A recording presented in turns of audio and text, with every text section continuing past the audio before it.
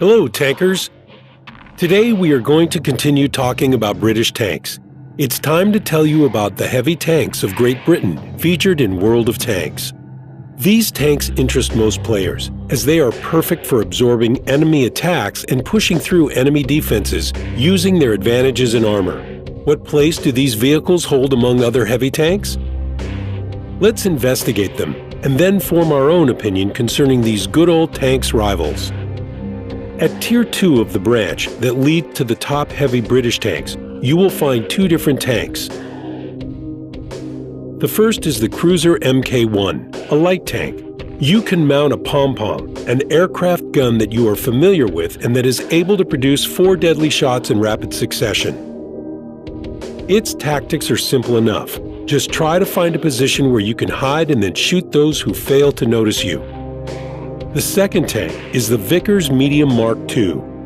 It has more hit points than any other tank of this tier, but it's rather bulky and has relatively thin armor. On the other hand, the vehicle is very maneuverable and its damage potential is high.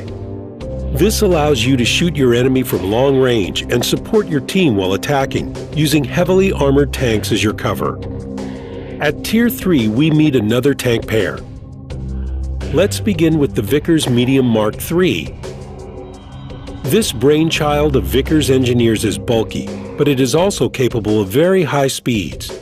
Another advantage of this vehicle is the quick aiming speed of its best gun. These two facts mean that it will be easy for you to rush to an advantageous position and then just shoot, shoot, shoot. The A-10 Cruiser Mk2, a light tank, is armored better than its fellows and it is more maneuverable, and there is even more than that to it. Mount a 94mm HE gun on this vehicle and you will be able to make use of its full deadly power. One shot from this gun can send the enemy back to his garage, even if he is of a higher tier. Let's stop for a moment and study some techniques that can be useful for playing this vehicle. Mounting the binocular telescope module will allow you to act like artillery if you hide well enough. The penetration of HE shells isn't affected by range to the target, so your shots will be effective as long as you have the high accuracy gun, no matter how long the distance is. You can also support your allies' actions and perform maneuvers to get behind the enemy.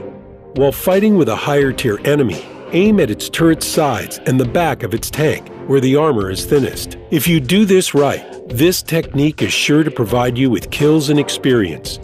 At Tier 4, you will see tanks that are well known among players. These are the Valentine and Matilda. You've already seen their premium versions in the Soviet line. Now you have another chance to meet them and get some new impressions while driving these tanks. The Valentine Mark III, a light tank, has very strong front armor. Though its sides aren't very well armored, it still suffers no damage from most hits.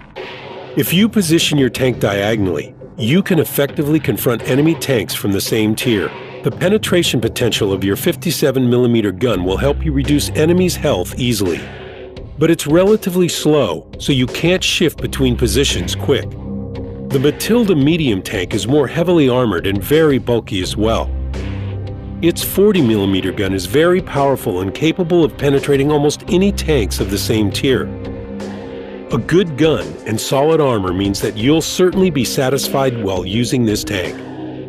On Tier 5, we meet a true heavy tank. The Churchill is yours to command. This vehicle, also familiar to many players, is another low-speed kind of infantry tank. Its thick armor is of very little use though, as the tank is too large and bulky and its hull armor plates are vertical. Thus, it can be penetrated easily if you attack the Churchill from its side. But things get better with the 75mm Vickers gun. Its high rate of fire, good accuracy, and excellent potential penetration help you contribute to your team's performance. You just have to find a single tank and completely destroy it, and that's enough.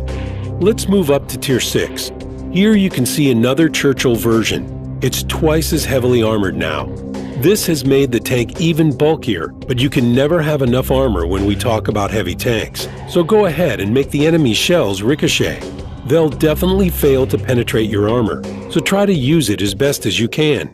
Moving to Tier 7, there's another déjà vu awaiting for us. Yes, it's the Churchill again, and its hit points are doubled, which means that you can use them to lead your team's attack. And you'd better choose the right moment and right direction for your attack, because you have a lot of hit points, but they